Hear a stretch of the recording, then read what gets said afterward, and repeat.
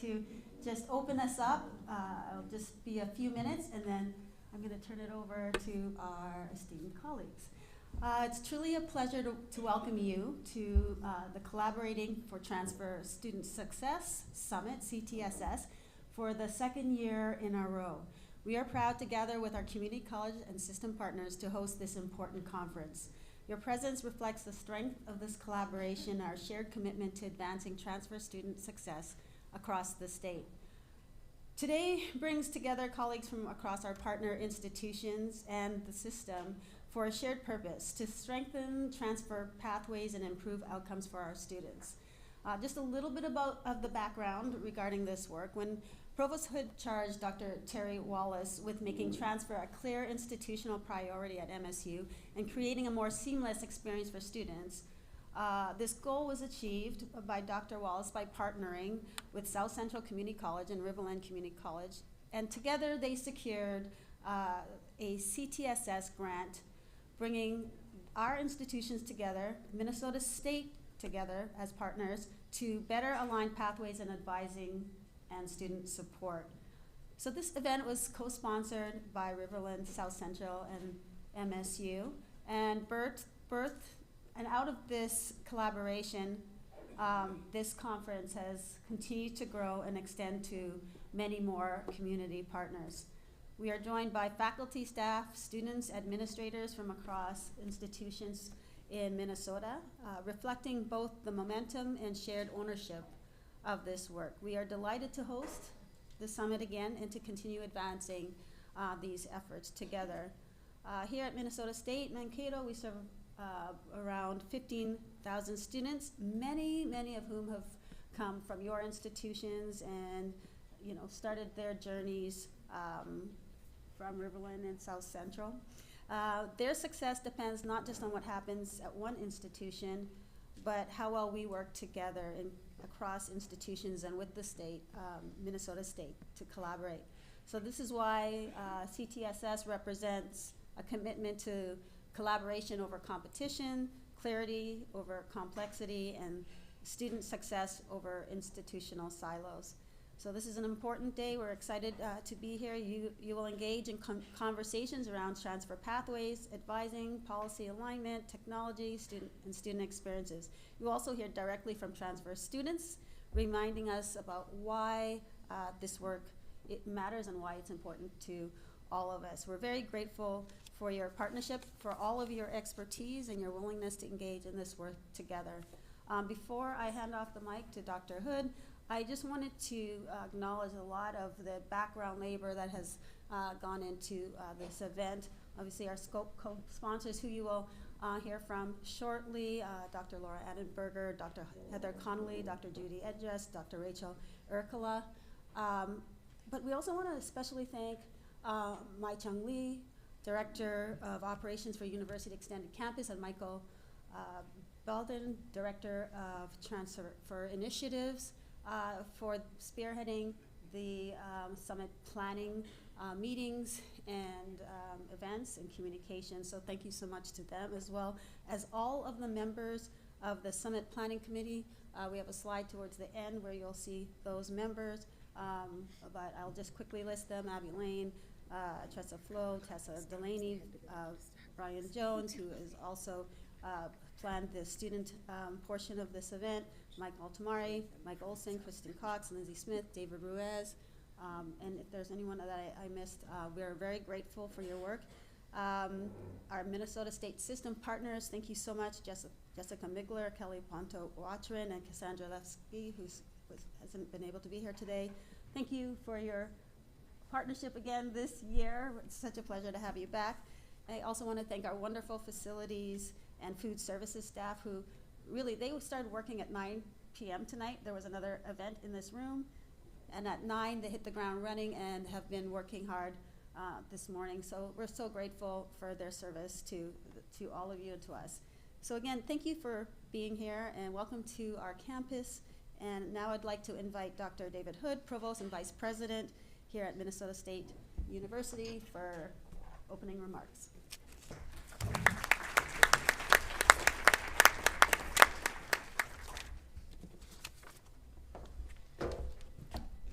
Good morning.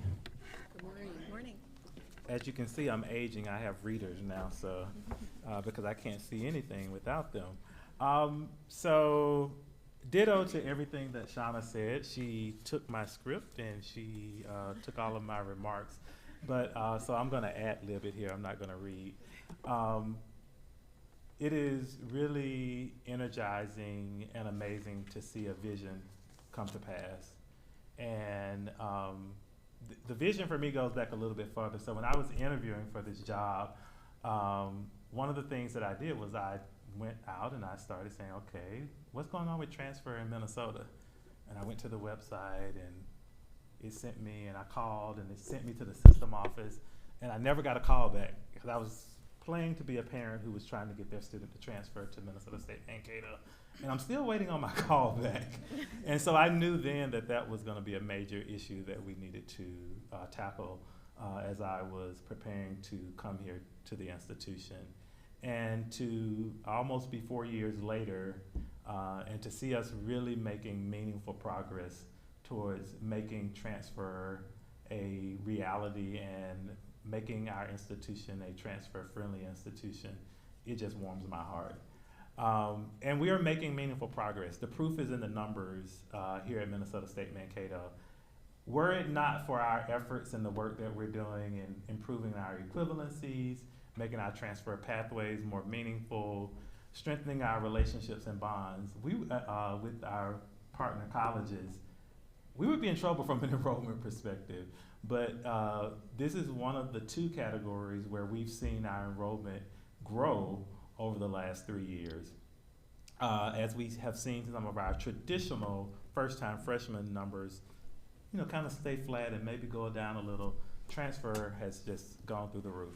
We've seen about a 9% increase in our transfer enrollment, and we are so grateful for the partnership because it's not the actions of just Minnesota State Mankato, but it's the collective work that we're doing together to make the lives of students who are transferring throughout our system, and from colleges to the university setting, and from the university settings back to the college.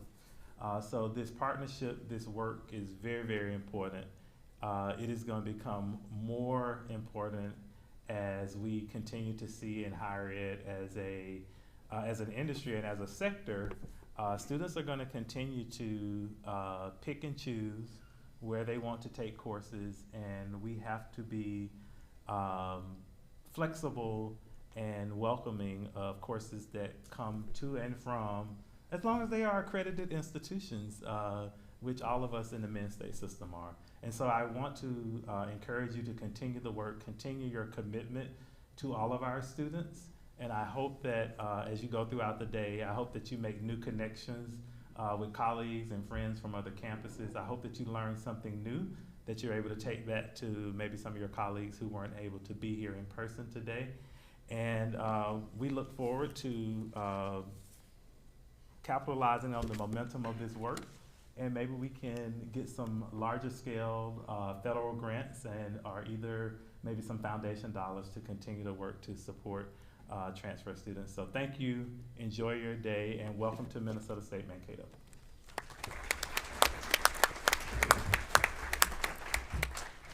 Dr. Laura Annenberger, Vice President of Academic Affairs, South Central.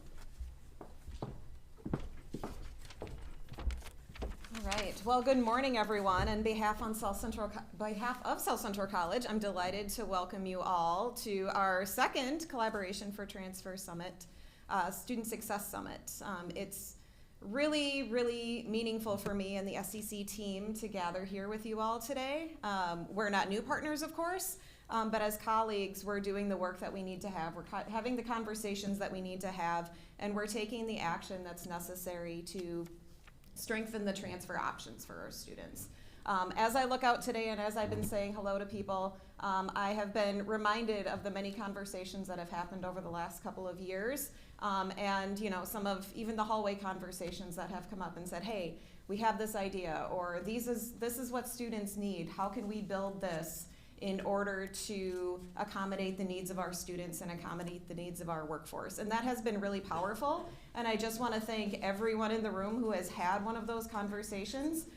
over the last couple of years because that has made an impact on this region. Today is an opportunity for us to recognize some of that progress that's made, and then also identify what still lies ahead. We've made a lot of progress, but there's still a lot of work to do. And so today is going to not only be a continuation of what we've already done, but also start to spark some of those ideas and identify some of those needs that our region still has, and what our students truly need. As we move through today's conversations, I really encourage everyone to be solutions focused, always be open, always ask questions, share what's working, share what isn't working. Sometimes we really need to identify that as well, and always keep our students at the center of every discussion. This has to be a student-centered discussion. The work we do here has lasting consequences for their lives, for their careers, for their futures, and for their sense of belonging at all of our institutions and within higher education. So again, thank you for being here. Thank you for being committed to this work. Thank you for all you do for our students each and every day, and we are grateful to have you here. So enjoy the summit.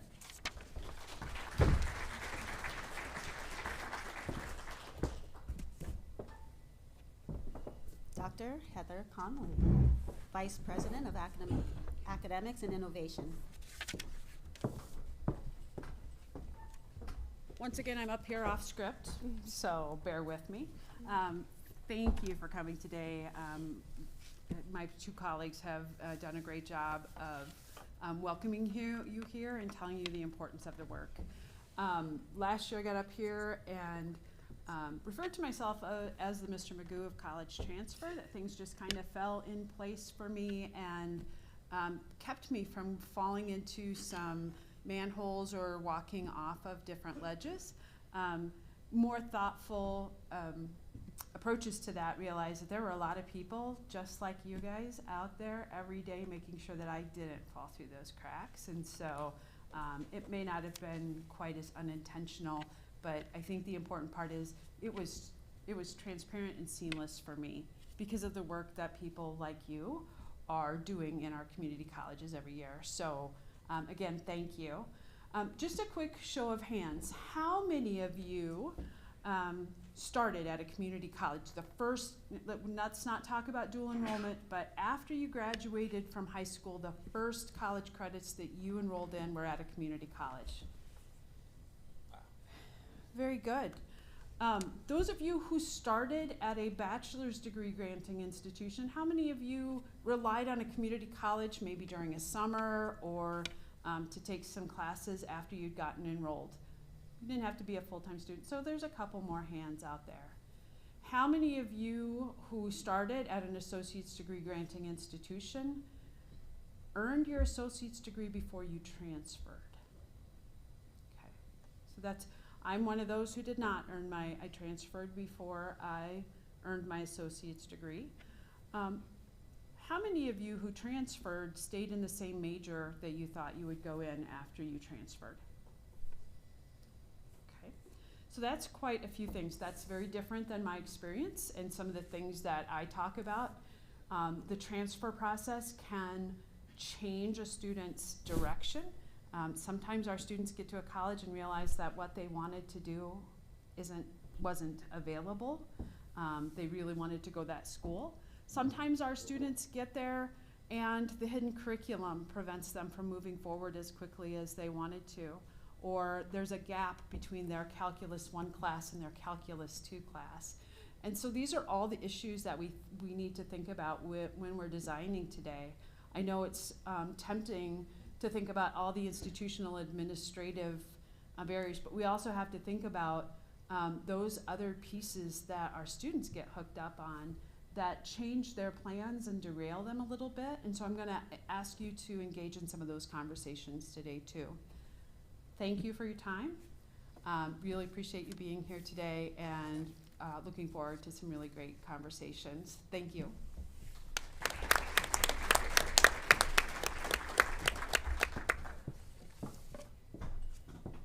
Dr. Judy Endres, VP of Student Affairs, South Central. Good morning, everyone. I'll be brief. Ditto to what everyone said before me. I just want to welcome you. I've been at South Central College as a vice president in student affairs for 10 years. And when we always think, my role is always to be the student advocate. What's best for students? What's best for students? And when Laura and I first started meeting with Terry before the grant was even put together, really trying to say there's so many different things.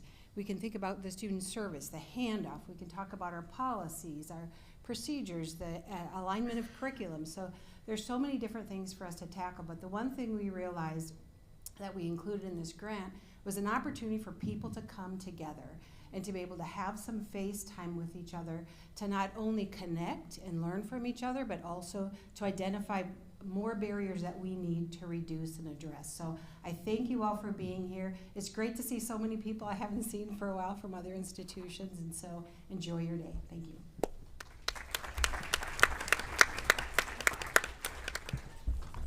So we thought we'd take just a few minutes to ask some random questions regarding transfer. And so the first question here for our leaders, executive team, where are students still experiencing friction in the transfer process? And what is one bold change we should be willing to make to remove it? So I'll give you a second. And I'll repeat the question one more time. Where are students still experiencing friction in the transfer process, and what is one bold change we should be willing to make to remove it? I think our evaluation time and decision time for transfer students is too long.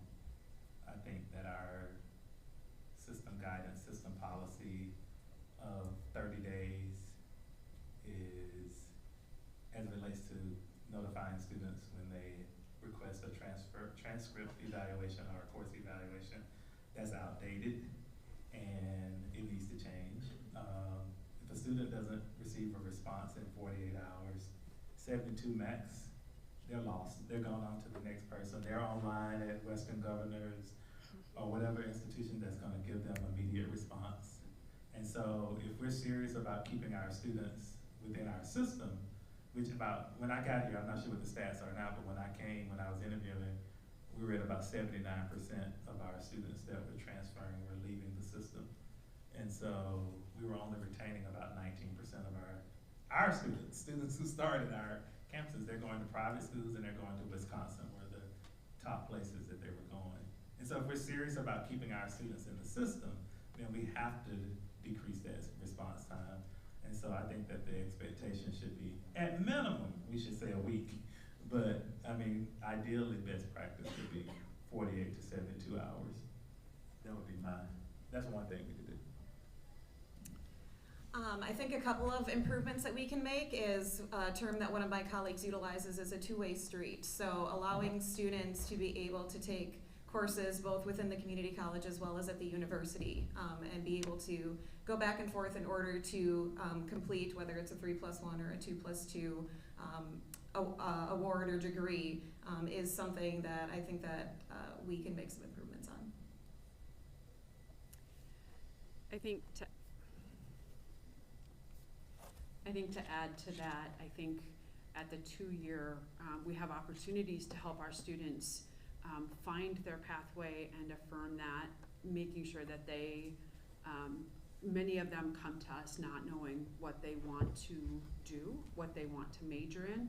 I think ensuring that by the time they're ready to transfer, that has been affirmed, both through the coursework that they've taken, but also improving some of their career experiences before they get to that point where they're having to make that decision, so that we make sure that they're having a smooth transition and be clear about what they want, because there's all of those other pieces of hidden curriculum that we also have to make sure that we're addressing along the way. The one thing I would add, and I'll channel my best Abby Lane, who's the South Central College Transfer Advising Coordinator, is really focusing on the admission part and making it easier for students to go from institution to institution, because it's starting over again, whether it's moving financial aid. There's a lot of barriers to that. I know it's controversial, but I really think if we could come up with a model of making it easier for students to be admitted, whether it's guaranteed admissions, if we want to go to a scary term, or other ways that we can work better together as institutions for our students to be able to go from one program to their bachelor's degree. Here's another question. If we fully designed transfer pathways around the student experience, what would we do differently? I can read it one more time. If we fully designed transfer pathways around the student experience, what would we do differently?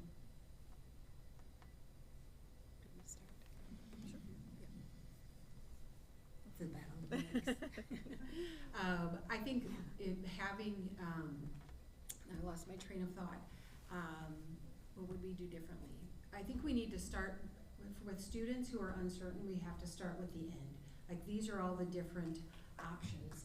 These are all the different things that you would be able to do between the two institutions. But so they have a clear pathway going forward. They come that first semester if they're uncertain, and even if they've done some career work, they still may be uncertain. Taking some general courses does not engage them in the long-term picture. So the sooner we can start with the end, I think the quicker the students will be able to get there. Now you're on. I think it will require some serious heavy lifting. I think we would have to engage in a massive, for those pathways, we would have to engage in some massive curricular redesigns where we are actually, and if it's gonna be really effective, we would have to do it as a whole system. And we would need to bring faculty in those pathways together, put them in a room and say, design the curriculum from beginning to end. And we have to set it and say, this is it.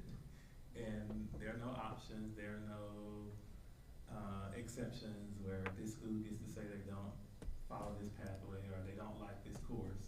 But I think it will require content experts from all 32 campuses sitting in a room together and designing the curriculum and coming to common agreement on what the pathway really means. I think there's too much variability now in our pathways and a lot of choice for institutions on how they adhere to the pathways.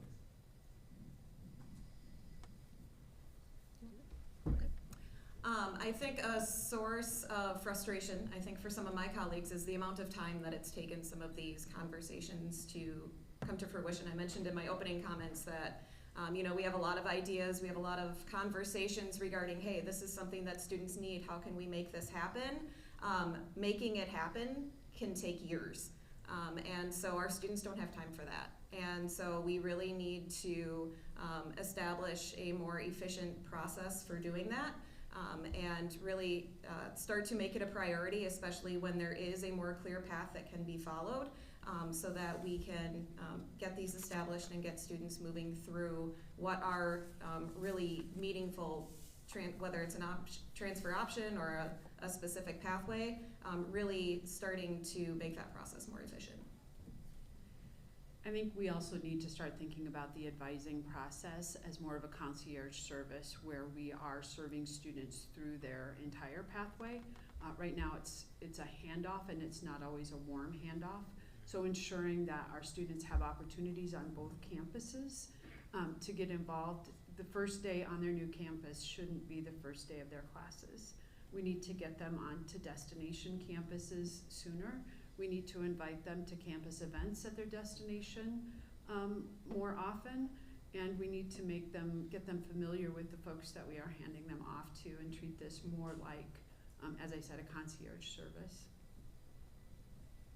While Michael makes his way up here, just a very quick question. What will success look like 3 years from now? I'll just put a period at the end. It was actually a two-part question, but. Increasing the number of students who stay in the system or in the state to get their 4-year degree, and having them be successful Minnesotans. Just to piggyback off that, the number of completers that we have, increasing the number of completers. Ditto and ditto. Yeah. I would say a visual place for students to go to figure out what they need to see and do to be able to transfer. Great. Thank you so much. Great insights. I'm looking forward to, I hope that you have a great day. I'm looking forward to all the conversations that we have today. Look forward to our next session. Thank you again for coming. Right.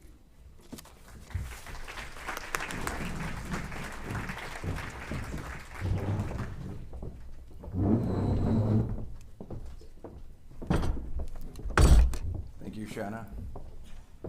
Thank you to our administrative team. And thank you, everyone who made it this morning, braved the rain. No doubt there was snow somewhere for some of you coming. We've had people traveling from some campuses that are more than an hour or two away in some cases. So thank you again for being here. My name is Mike Bilden. I'm the Director of Transfer Initiatives for Academic Affairs here at Minnesota State University, Mankato. I'm going to invite our system colleagues up now for a conversation, and I wanted to mention too that in your folder, or if you didn't grab a folder, you should have been given a schedule for today. And we have a number of conversations today. We have some lunch conversations as well. After this next presentation, we'll be taking a short break. During the break, or right before the break, we will have a raffle drawing that is weather appropriate today. So stay tuned for that. If you have any questions today, myself, Mike Bilden, Mai Chong Lee, who's in the back, are available to answer any logistical questions that you may have. So thank you again for coming today, and I want to turn it over to Jessica Migler and Kelly Ponto-Watrin.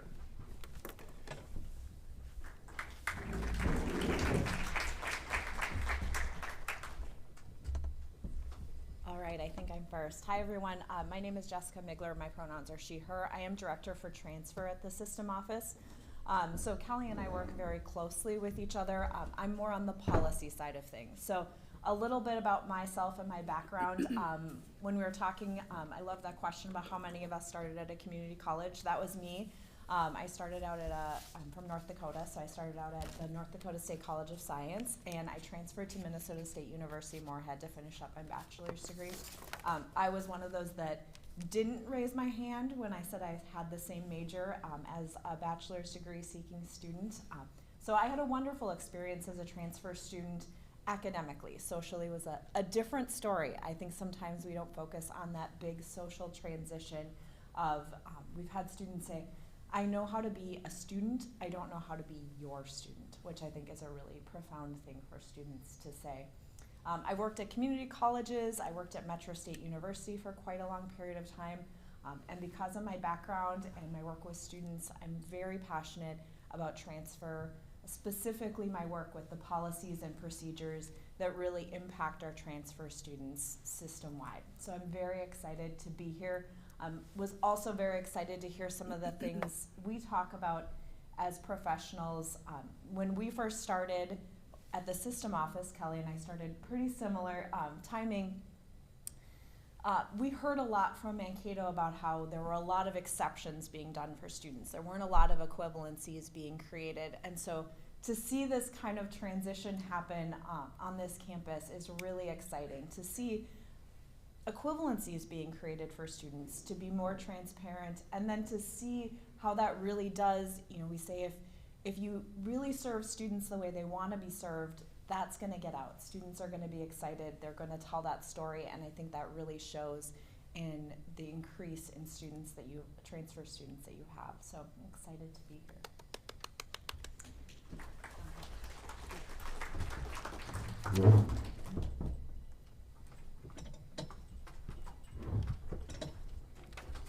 I'm Kelly with a long name. It's two very simple names, Ponto, Watrin, but together it gets weird. I've been with the system for a really, really long time. I've done lots of different things. I started at Metro State as a counseling intern. My background is career counseling and development.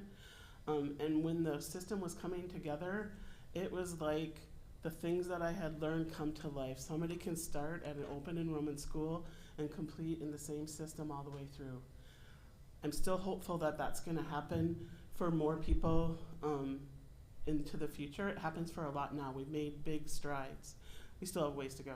I've been an admissions rep, I've been an advisor, I've been a transfer specialist, and I came to the system office in 2019 from an advisor role at a combined community and technical college to implement graduation planner and schedule builder, which I had dreamed of for years.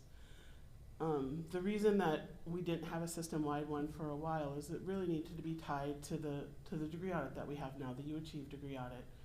And the tool that they had, we needed to do some changes system-wide to the degree audit before we could implement the graduation planner and schedule builder.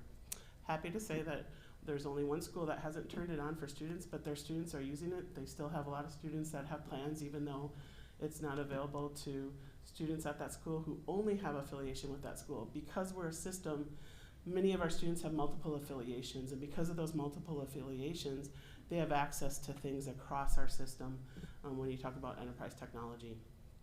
The enterprise technologies that we have are there to implement the policies that are part of the transfer policies and beyond. In addition to system policies, there are policies enforced at the campus level. So the tools that we have are used to help with that. If you're not familiar with our tools, I invite you to go to minstate.edu/planner. We have a set of 5 videos that are about 2 minutes long each that really get people started. They can be used by faculty, staff. They're meant to be student facing and public facing, but they're a really good first way to get started. Okay. Where do I point the pointer?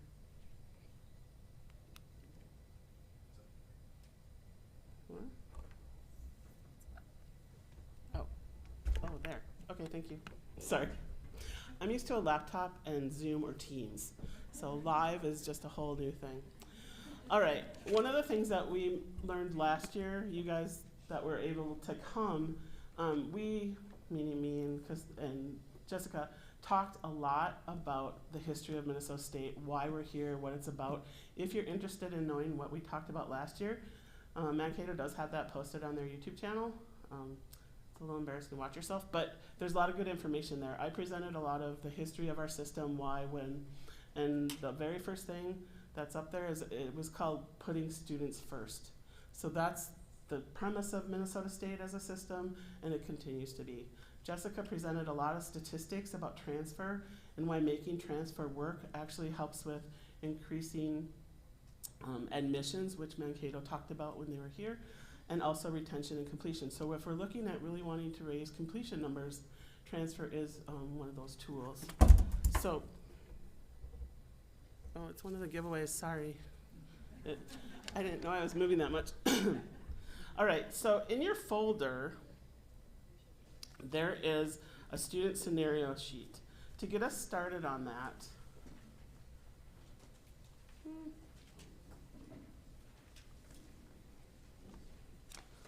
so it's this document here, and that's why you're all at tables with people that you don't necessarily work with every day.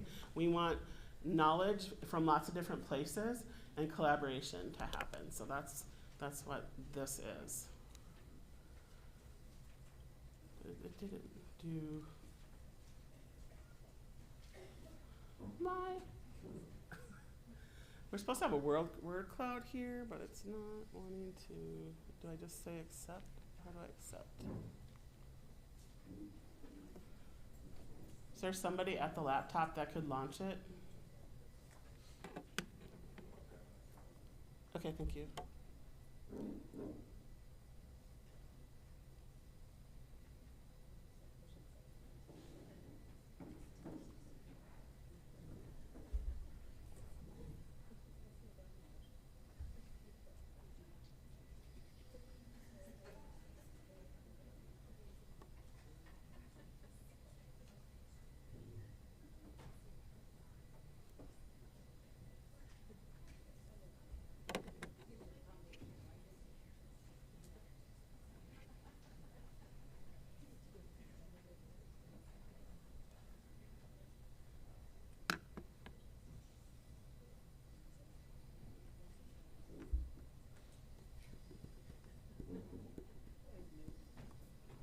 I don't want to keep pushing buttons because I might make something happen that's not good.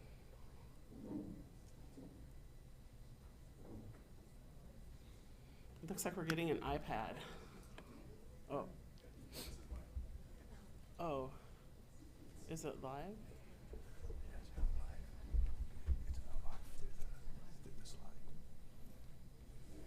Yeah, but I can't get to that accept and continue with the clicker.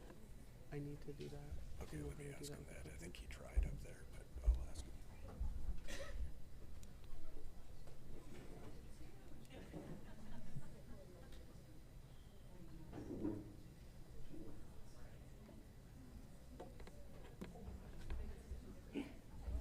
clicker.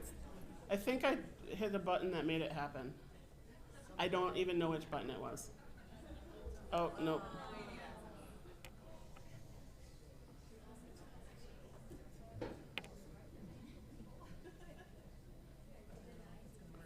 No, it's whoever is signed in. Not me, I'm not signed in.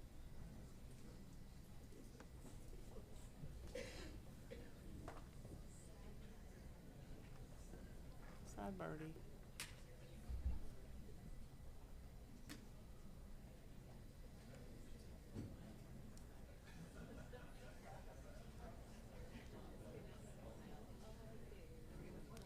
So the reason that I'm waiting to do this is because this is an alternative to Mentimeter. If any of you have used Mentimeter, you can use forms to do the same thing. However, if someone is running the slideshow that isn't the person who made the poll, it requires a sign-in, and we thought we had it all figured out for today. But it doesn't cost anything. Like Mentimeter, you only get 50 unless you pay. This is unlimited, so you can keep putting answers in. So I really want to do this. Oh, good. Thank you for indulging me.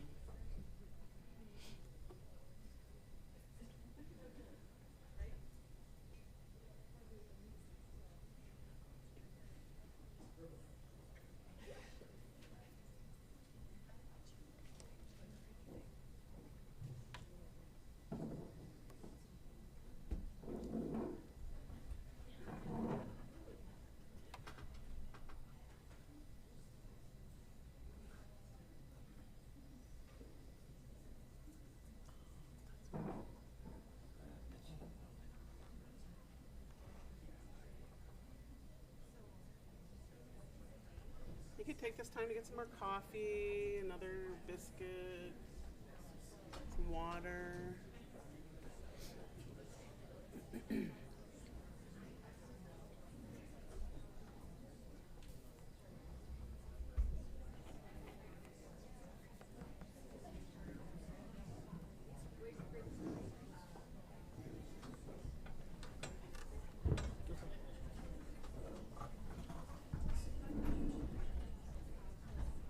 Hi, Kelly. Yeah. Hi, we just need an access. Do you want it to come up and give us the access point? It's actually Mize. Okay, thank you. Mm-hmm.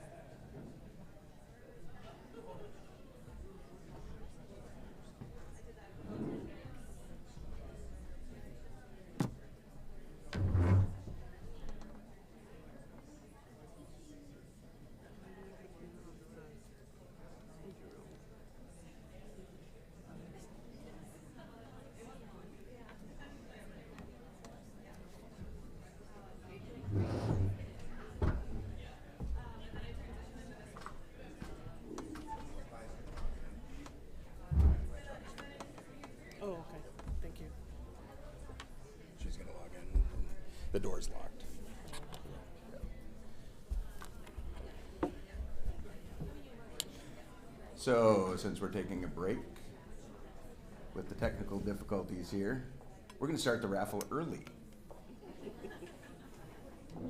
So, grab coffee, water, and when you came in, you hopefully received a ticket.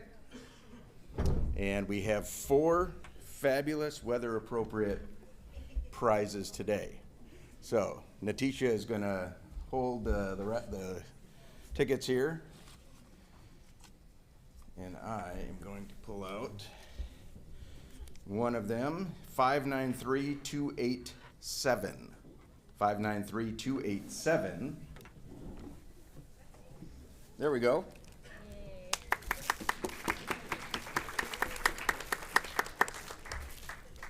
Umbrella. Oh, perfect. Thank you. We're going to do another one here. I hope I pull mine. All right, the next one is 593284. 593284. Well, there we go. Right here.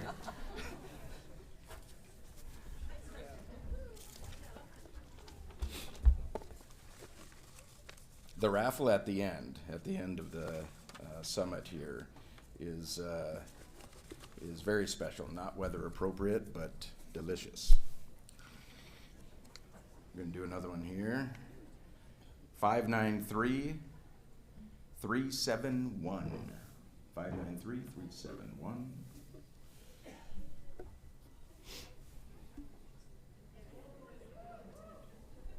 Somebody back there? There we go.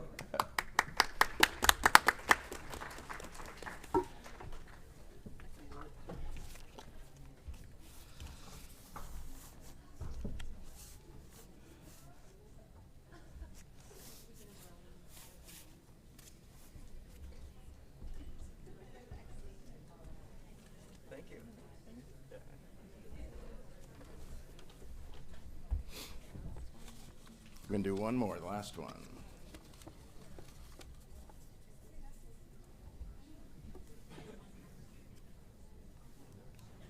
$593,269. 593,269.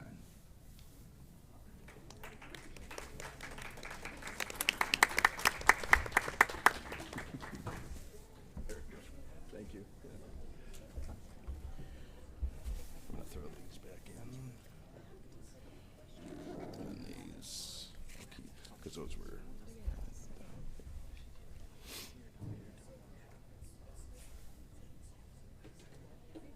If they can't get it, Mike, we can just move on.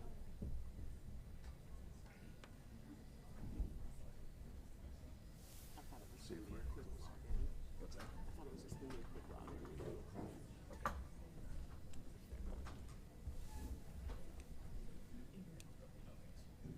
Can I get a signal from the operations room if we're any closer on this? If you want to move on, we can. To get the slideshow. Yeah, we need a slideshow back up. It's fine. Good try.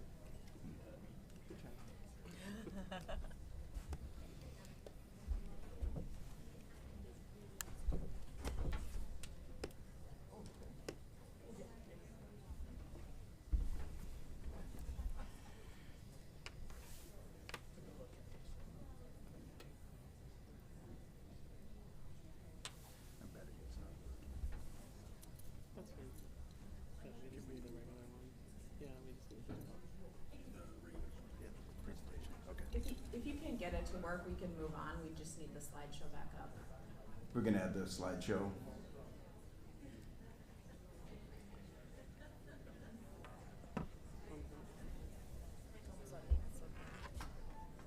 think we got it.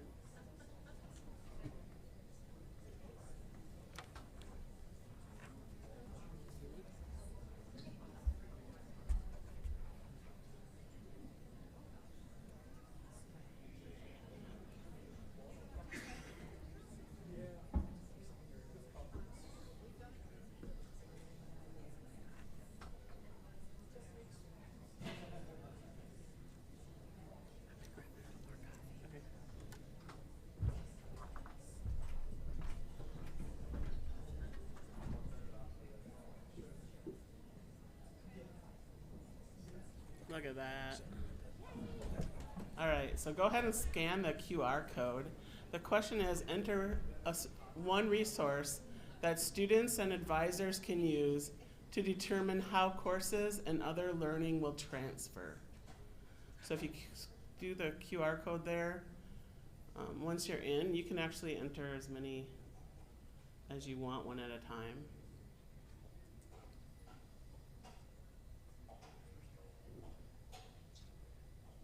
There is a delay, but you can keep entering things. So in the little thing that pops up on the top, it says enter another one. You can enter another one. I see DARS, which is You Achieve Degree Audit, transcript, catalog, transferology, TES, TES, equivalency, academic advisor, transferology lab, services equivalency, which I think was e-services equivalency, e-services, transfer map, advising centers. You can see transferology is the biggest one, so lots of people are putting that in.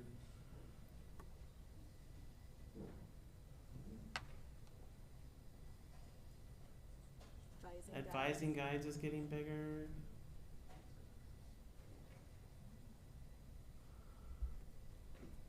All right. So the reason that I wanted to do this word map before the activity is not everybody knows what are the resources that students would use. So these are the resources that students use, that advisors use, that faculty use to find out how courses are going to transfer from one of our institutions to another and beyond. Some of our institutions have partnerships outside of our system that are dual enrollment, some within our system that are dual enrollment. These resources are all the resources that are needed to help people get the answers that they need. So now, with all that in mind, all those different resources that you can look at, there's a sheet in your folder. There's two of them. The first one that we're going to do, at the top it says 9:40 to 10 a.m. So we're at 9:45, really close to being on time. We want to take about 10 minutes for that first part. Question A says, use the search function or transfer page on a college or university website to find transfer resources. So you can do that on your phone. All of our websites are mobile friendly. What do you notice? Is navigation intuitive? Is it easy to quickly find the information you're seeking? If you couldn't find what you were seeking and or needed more information, was it apparent where you would go to do that? Can you locate information about how Minnesota State transfer pathways work? Did you notice anything on your colleagues' institutional websites that you would like to have on your website? We'll give you about 10 minutes to work on that. And you can work together. That's why we're at tables with people that know different things than we do. If someone has a laptop, it's a little easier. But the other reason we wanted to do it like this is a lot of our students only have the phone. That is their device. So you get to experience how easy it is for a student to navigate this. When we say, oh, it's on the website, what does that mean? Can you get to the information that you're hoping they can get to?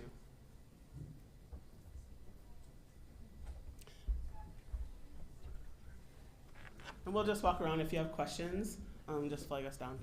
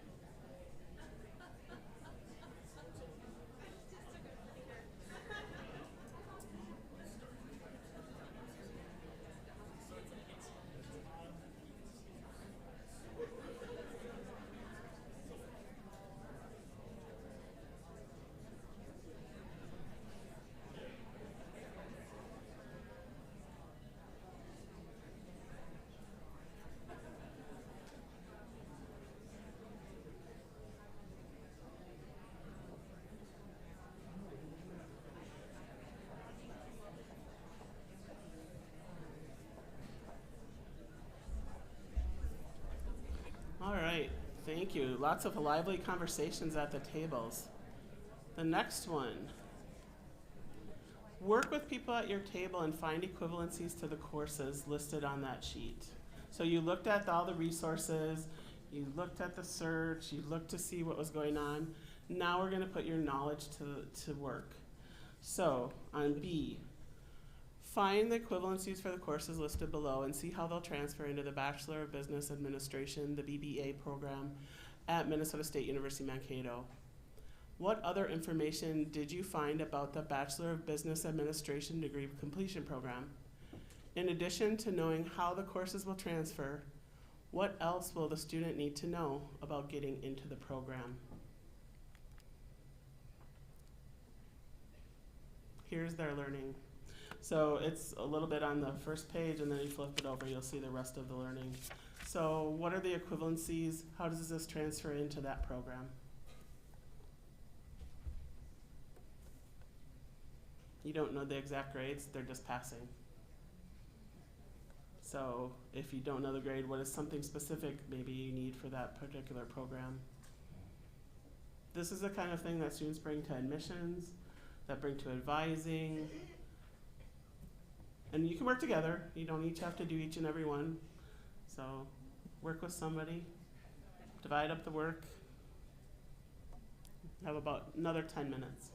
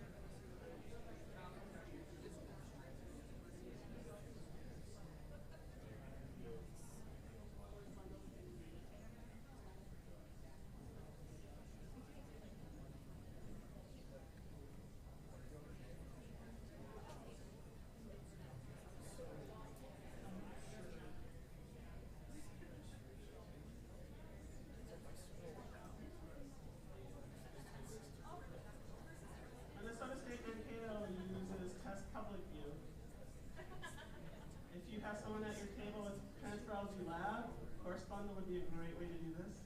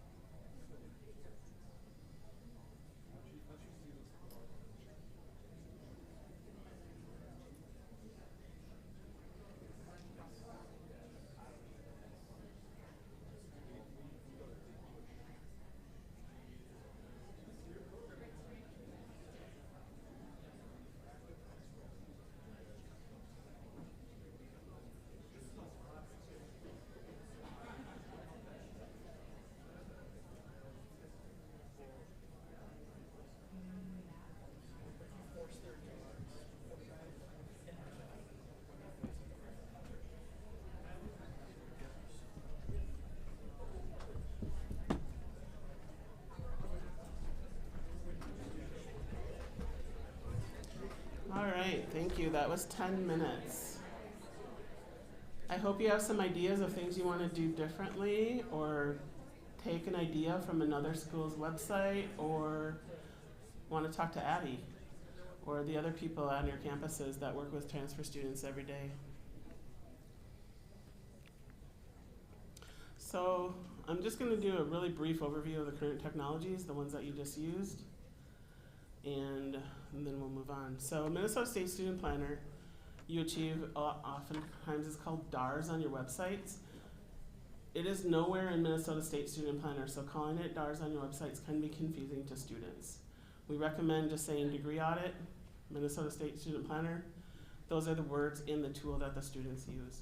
So if you go into e-services and go into that portal, because you can log in as someone who works at Minnesota State, you can see the words that are used in there that students can find. So we recommend sunsetting DARS. It's something that is shorthand, and it was used before, but even College Source doesn't use that terminology any longer. So Minnesota State Student Planner is the solution that goes with the pathways framework that we have to meet our 2030 equity goals. And it includes the degree audit. It's where our transfer articulations are created, and graduation planner and schedule builder. You can also access Transferology and tests. Transferology is a subscription, and all Minnesota State colleges and universities have that subscription, as well as the University of Minnesota and a bunch of other schools in the state of Minnesota and across the nation. They have millions of equivalencies, and our schools turn up. Now I can't remember the number that I did. Remember? It's like, it's so many millions of times that people don't believe it, but it's millions of times our schools show up on a transfer path. So if somebody from somewhere else, because this is a free thing that people all across the United States, anybody with a login, actually it's worldwide, just the website, can use for free. And then the people that are subscribed, those schools will show up in a transfer match. So if one of our schools has a transfer match with any of the courses that the student puts in, they'll show up. And it's hundreds of millions of times a year. It's about 2 million times a month one of our colleges and universities shows up in a transfer path match. Somebody on your campus has access to those statistics for your institution. Reach out to your transfer office and if you're interested in that. And then the test transfer evaluation system. This is now a part of policy, and it is also a resource that can be used to look at equivalencies. Transfer and student planning technologies. We are going to be transitioning from the UT products to Workday Student APR. So over the next 5 years, you'll see things moving and changing. We're still going to need to use the tools that we have now for the students that are in our system to complete. So we want to make sure that we understand the tools that we have. The more that we use them to the fullest extent of their abilities, the more we can make sure that we're completing students in a timely manner. We do anticipate keeping Transferology and test subscriptions. We also wanted to just mention we have a Student Success and Planning Conference every fall. It's usually the second week in October around the same time. We do have save the dates out there. If you're doing something on your campus that you want other people to know about, think about putting in a proposal. The call for proposals isn't out yet, but it will be open June 1st. And then registration for the conference will start in August. If you want to see what happens at that conference, it is a virtual conference on Zoom. And so we put the last 3 years up of recordings and slides. So if you're interested to see what people are talking about across the system, those are available to you on ASA Connect. And I'll turn it over to Jessica. All right, I have the really fun and not at all controversial portion of our discussion. All right, so I'm just going to talk about a few of the projects that you may have heard discussion about throughout the system. So I'm not going to go super in depth on them because you probably have heard a lot about them, but I do want folks to know kind of what's going on. So some of the things that we're going to talk about just briefly, just have a couple slides, is a course schema framework, so that hopefully all of you have heard about this. Workday is mandating us to have a common course schema framework, and so the system decided that that would be 4 digits for the prefix and 4 digits for the number, and all of our campuses will be going to that. I'll discuss briefly kind of updates on Common Course numbering and general education redesign. And I just wanted to put out that there is a developmental ed co-requisite project going on. You all probably know a lot more about how that's shaping up on your campus, but that is happening, and that is something that we're aware of, that we're moving towards co-requisites system-wide. There's been some memos that have gone out kind of discussing, I know there's some financial impacts as far as that goes, but we'll also need to kind of monitor how that's going to impact transfer as those co-requisites happen and we create equivalencies as well. So the first thing that I wanted to talk about, as I discussed briefly, course schema framework. So a lot of our community colleges, maybe you're looking at prefixes, but most of our community colleges had already the 4 digits. Our universities, other than Bemidji, did not. So that is something that is going on system-wide. We understand that that is a rather large lift for our campuses. And we're happy to provide any support. I know there will be some implications for course equivalencies, and the UAchieve system, and Cassandra and Kelly will be providing support to campuses that need that support. So we're aware that this is a lift, and we're here to help in any way that we can. Like I said, this is required by Workday. I know we've had some discussion where folks have said, well, Workday, other campuses have done 3 digits. Well, it's a lot easier for us because most of our colleges had 4 digits to move to 4 digits. So certainly Workday didn't say you've got to do 4 and 4, but Workday said y'all have to do the same thing. You've got to pick something. And so because of the way that our courses were set up, that's what was picked. The other thing that is happening is Workday has said you can't use course prefixes to mean different things. So like ENGR can't mean English readiness and engineering. So that work is being done too, to kind of look at any course prefixes that have doubled up. And then in the future, we're going to have to maintain some kind of list that will have that. So if you are looking at new prefixes, Barb Wilder in Academic Affairs at the System Office does have kind of that list, and that's something that we'll be working forward with. So fun times, but there is some standardization happening. As much as that's a dirty word, I think at least in this realm that I think that's going to be a benefit for us and for our students. Everybody's favorite topic, Common Course numbering. So I just wanted to start out by saying, I know I have benefits for students last. Common Course numbering is something that came down from the Chancellor. It's something that we've been talking at the System Office since I started.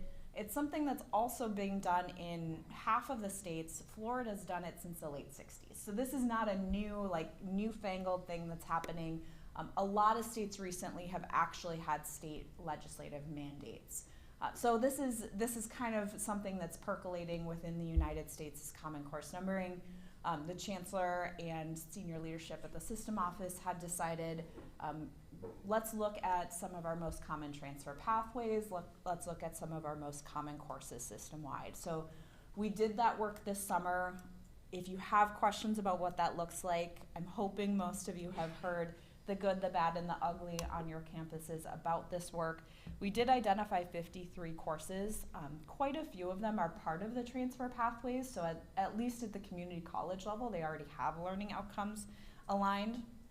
And when looking at the system, caveat with this data is our courses are all different, right? And looking at equivalencies, like trying to figure out and map which courses are which system-wide was a nightmare. That was my entire summer. I did this on vacation in an airport in California, some of this work. So like this, it's a lot of work.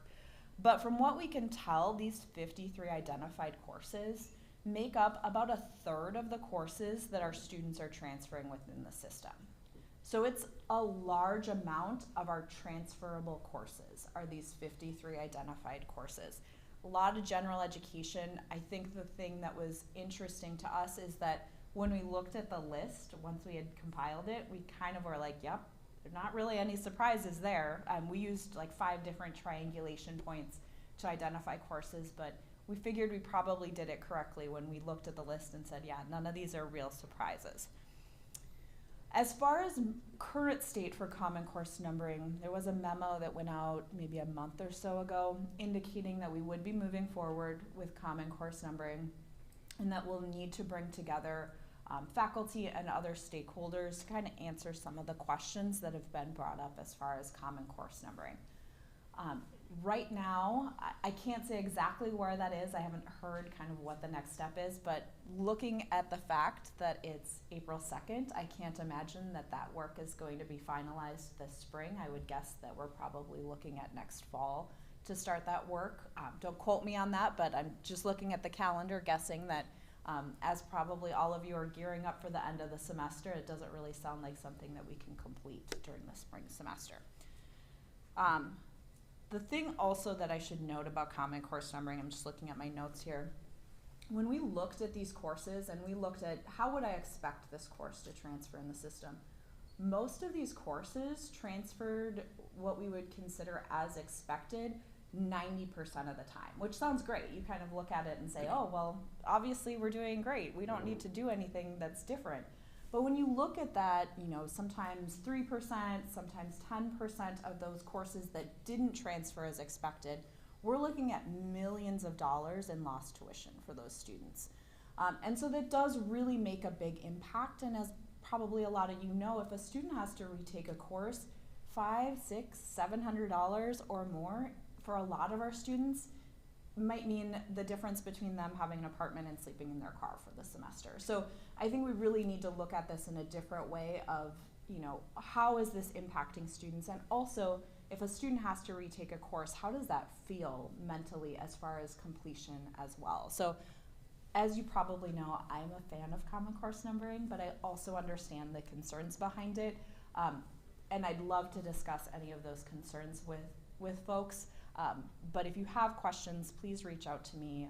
It's one of my favorite topics to discuss, even if folks aren't super excited about it. My mom is IFO, so she's received the emails, and she said, what's the threat of Common Course numbering? And I said, this is the threat. So we kind of had a good laugh about it, but I'm happy to be the threat, and I'm happy to have those discussions with anybody that has questions, because it's something I feel passionate about, but I also know that folks have concerns, and a lot of them are valid. General education redesign. So we have been in it for the long haul. So I would just like to say, you know, we've got a lot going on as a system, and I think this is something that is kind of at the point where folks are excited, but a little bit tired of having this discussion. It's been a long time, and we've done a lot of work. The one thing that I would say about general education redesign is we've done a lot of work. There's a great SharePoint about general education redesign. I'd encourage you to go out there and take a look at the work that's been done if you have questions. The one thing that I would encourage folks, and I think it's still open, but if it's not and you haven't provided feedback, let me know, is they're seeking out campus opinions about the next steps of this work. We know that Workday is coming. We know you all are working on course schema and maybe Common Course numbering, and this all feels a little bit like a point where maybe, you know, some folks have said, why are we doing this? And some other folks, me included, has said, there are a lot of transfer issues with the current general education and the Minnesota transfer curriculum. So what does that look like if we're not going to move forward with this work? So we're definitely at a crossroads. We're looking for, you know, campus feedback. So please fill out that survey. It just came out, I think, in the last few weeks. Like I said, if you haven't had a chance to fill that out, send me an email and I will get that out to you, because we'd love feedback on that. I think the only other thing that I wanted to mention is that we recently did what we're calling the transfer accountability framework, where we are requiring all of our campuses under board policy to review all transfer courses for all students and to route any of those courses that need to be reviewed through the test system. I know a lot of our campuses are already doing that work, but I just wanted to say thank you to the campuses that are really taking on that work in a big way.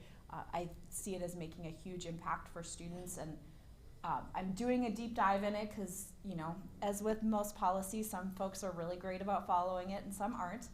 But the campuses that are really pushing these through, I have to commend faculty, because there are very few courses that have been out for review longer than 30 days. And that's wonderful to see. You're doing a great job for our students and getting them that information in a timely manner. So I have to thank all of the faculty and all of the staff that are doing that. It's phenomenal to see that work being done for our students. So thank you for that. So with that, did you want to, are we good for questions? Mhm. I think, okay. Any questions for me or for Kelly surrounding our tools or any of the kind of things that I've mentioned that we're implementing?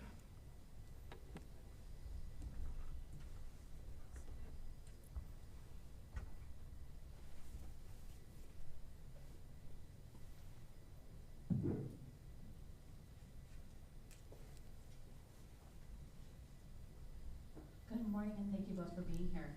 I am curious with the course schema changes that are happening and the 53 identified courses.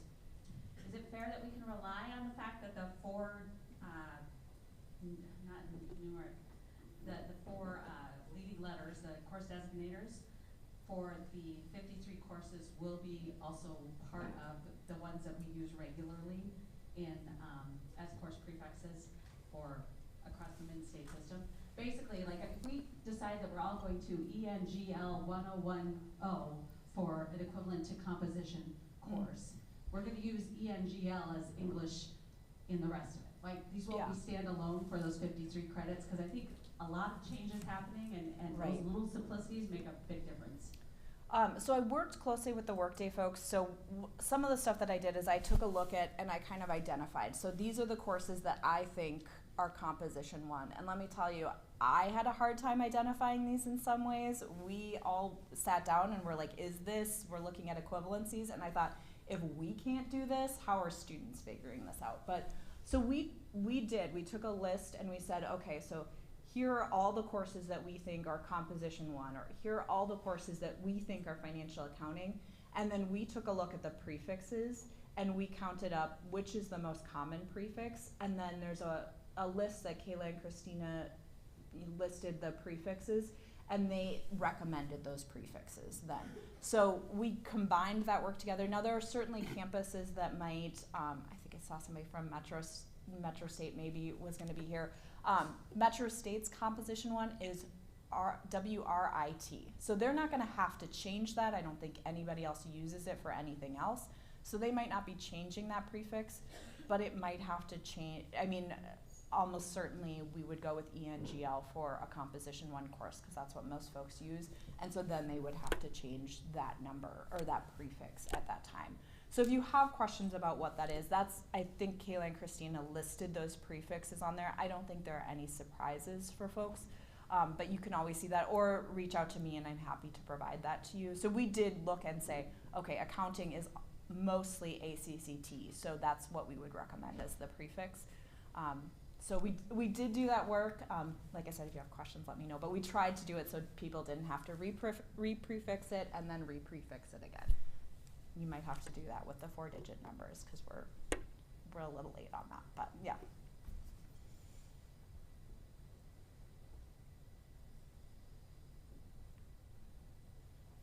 Hello. So quick question on it as well. Maybe not hopefully quick anyway. So we're moving towards common course numbering, but when we also see like parity between goal areas for these same core classes, because I know we talked in an earlier discussion about like sociology and a handful of other classes being considered as like goal area 5 and 7 and 8, and that being different between colleges depending on where you transfer. That is out of scope for the Common Course Numbering project. So I say Common Course Numbering, we're not looking at learning outcomes, we're not looking at titles, we're not looking at credit numbers. It's just the prefix and the course number. I will say I have brought this up at the general education redesign. I think that was kind of one thing that faculty said that they really felt like that was an academic freedom issue. So they have talked about some of those issues within general education redesign. If you have strong feelings about that, I would encourage anybody who has strong feelings one way or the other to maybe provide that as part of that general education redesign survey, because I know there are two separate minds about it, and so I would love to continue that discussion with Gen Ed redesign. And I would just add, just because it's out of scope of the project at the system level, doesn't mean that you can't do some of that change for your top feeder schools within Minnesota State. So if you're neighboring an institution where you get a lot of students to and from, one's a 5.7, one's a 5 and 8, you can have those discussions at a local level and decide what you want to do. You can look at transferology and see are most 7, are most 8, and kind of make those alignments, which I know happen naturally across our system, but you can do it deliberatively too, based on those 53 courses, if that's something that you want to do as an institution or group of institutions.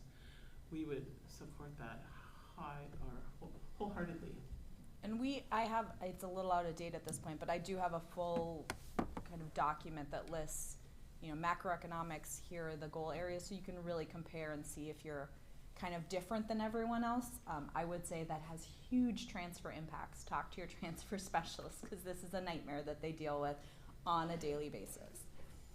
Yeah, and I would say that a lot of this work gets offloaded, so while it's not being seen by curriculum committees and things like that on a daily basis, students feel it and the people who do the transfer work feel it. And so when I was a transfer specialist, the most complicated transfer work I did was Minnesota State, because our policy says it has to be from what it was at that institution honored at the new institution. That makes it extremely complicated and not always makes sense to students. So that's one of the reasons why Common Course numbering has been brought up for years. It's really putting the student at the center in their experience. So one of the things I hope that activity did was let you feel some of that. If you were a student, you came in with this and going, why would this be here when a lower division course is offered at a college, but it meets an upper division requirement at a university? That can be confusing. So there's a lot of things within the way we do it that are confusing, and maybe designing it backwards, as was mentioned at the panel, reverse engineering some of this stuff would really smooth out some of that work as well.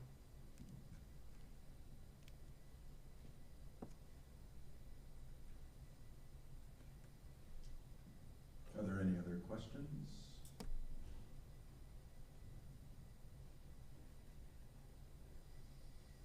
Seeing none. Let's raffle. Thank you. Thank you.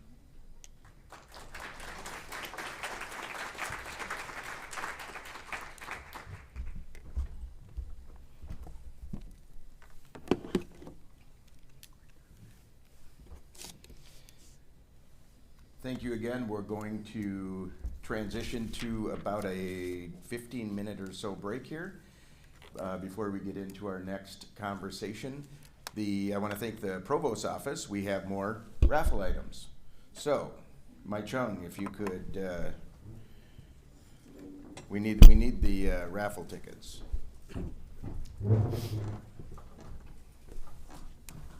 More goodies.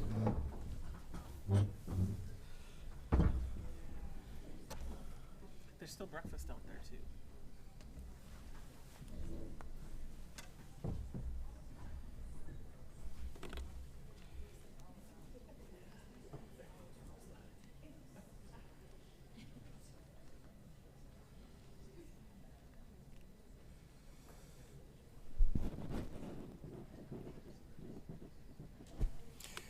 Now, anticipating that we didn't have any more raffle items, we put the winners from earlier back in the bucket.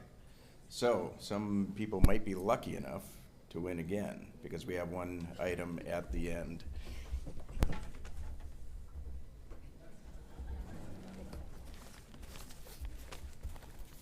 So one of the items, or the item here, we have 3 of these lunch bags, logoed lunch, insulated lunch bags, and a Minnesota State Academic Affairs logoed beverage cup. So,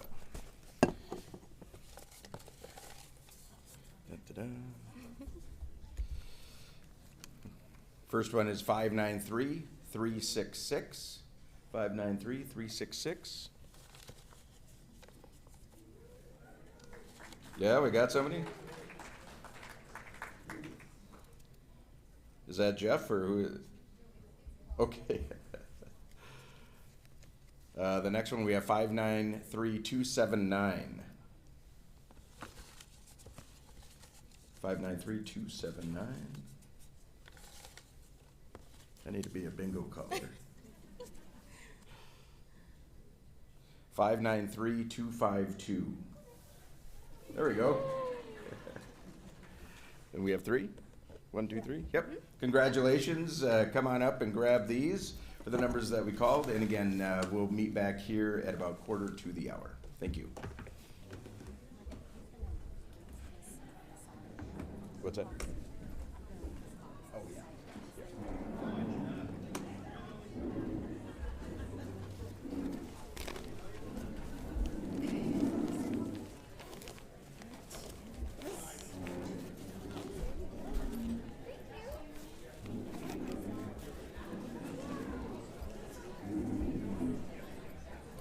And then this one, we didn't have someone call, but I'm keeping the ticket up here. Oh, okay, sure. I think it was the second one. Like when you called a number, they didn't have the ticket, or? Or the person, no one raised their hand or anything. 124 people came. Great. All right. That's pretty good. Okay. Okay. Okay. Okay, well, It's not that bad. I yeah. guess. Yeah. Thank you, Karen.